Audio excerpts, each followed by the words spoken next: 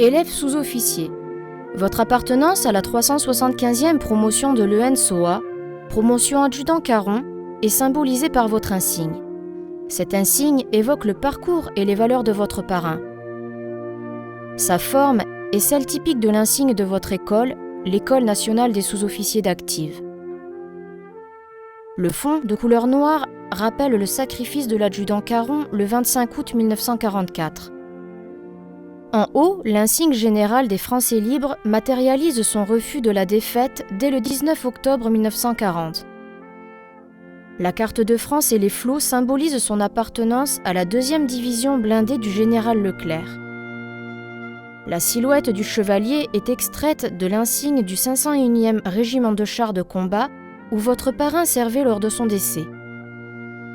La silhouette du Sherman à l'emplacement de Paris sur la carte rappelle que l'adjudant Caron est mort aux abords de son char lors des combats de la libération de la capitale. Le point armé d'un glaive représente votre formation de sous-officier. La croix de guerre orne le côté droit de l'insigne et le ruban de la médaille militaire le côté gauche. Le nom adjudant Caron venant s'y inscrire en capitale noire.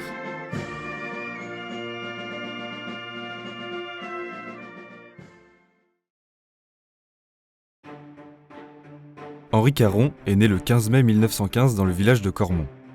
Travaillant à la ferme familiale, il est appelé le 19 octobre 1936 afin d'accomplir ses obligations militaires. Il est affecté au 509e régiment de chars de combat, alors stationné à Maubeuge. Après 2 années passées sous les drapeaux, Henri est maintenu sous les armes, les accords de Munich et les tentatives d'annexion d'Adolf Hitler commencent hélas à ébranler le monde. Lorsque la Seconde Guerre mondiale éclate, Henri est brigadier. Nommé brigadier-chef le 15 février 1940, il prend part à la bataille de France et combat jusqu'à la poche de Dunkerque, où il est blessé d'un éclat de bombe à la cuisse. Il est alors embarqué à bord du contre-torpilleur Le Foudroyant pour la Grande-Bretagne afin d'y être soigné.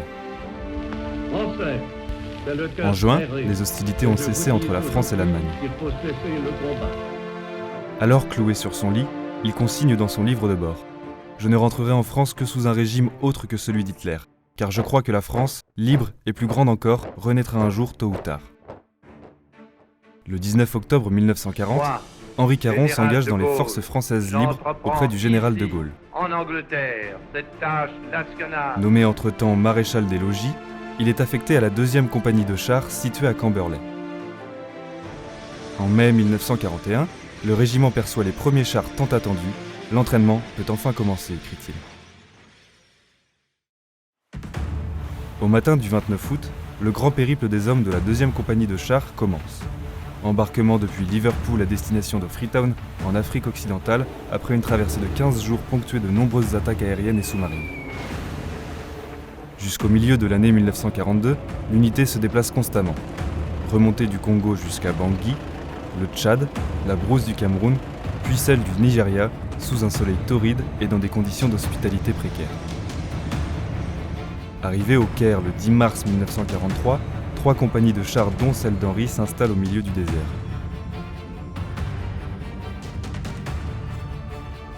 Elles forment le 501e régiment de chars de combat et rejoignent sans préavis le Maroc où se constitue la 2e division blindée sous le commandement du général Leclerc. Le 1er janvier 1944, Henri, arrivé à Casablanca, écrit « Je veux que les jeunes sachent ce que signifie le mot France ».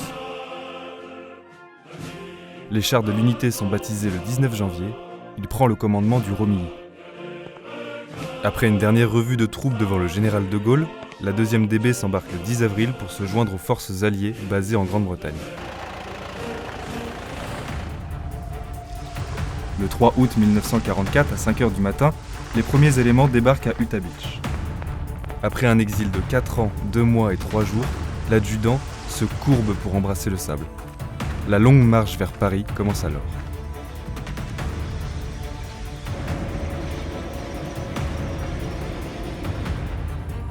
« Faites vite !» lança le général Leclerc. « Foncez vers l'hôtel de ville. » Le 24 août 1944, après de violents accrochages, la voie était enfin libre. À 19h, la 9e compagnie du régiment de marche du Tchad, suivie du Romilly, du Champaubert et du Montmirail, arrivent au centre de la capitale. Les cloches de Notre-Dame marquent la libération à leur manière.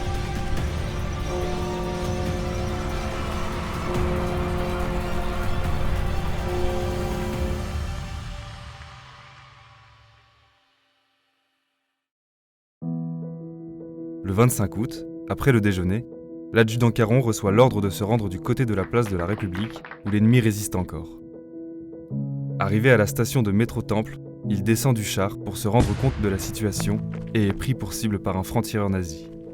Grièvement blessé à la jambe, il est transporté à l'hôpital. Après un périple de 12 000 km, l'adjudant Henri Caron y rend l'âme, le soir même, à quelques kilomètres de ceux qu'il aimait tant. À titre posthume, le général Leclerc cite à l'ordre du corps d'armée l'adjudant Caron avec attribution de la Croix de guerre 1939-1945.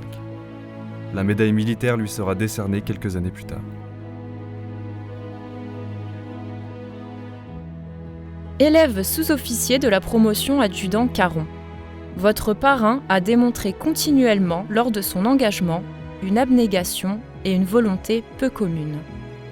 Le parcours élogieux et les qualités humaines de ce sous-officier qui a refusé la défaite et confiant en la victoire resteront un exemple pour les jeunes générations. Remémorez-vous toujours la constance et la plénitude de son engagement en vous rappelant que votre parrain n'a jamais reculé devant la difficulté ou face à une situation complexe. Comme lui, ayez à cœur de servir votre pays avec enthousiasme, rigueur et exemplarité. Suivez le chemin qu'il vous laisse en héritage. Futurs sergents et maréchaux des logis de la promotion adjudant Caron.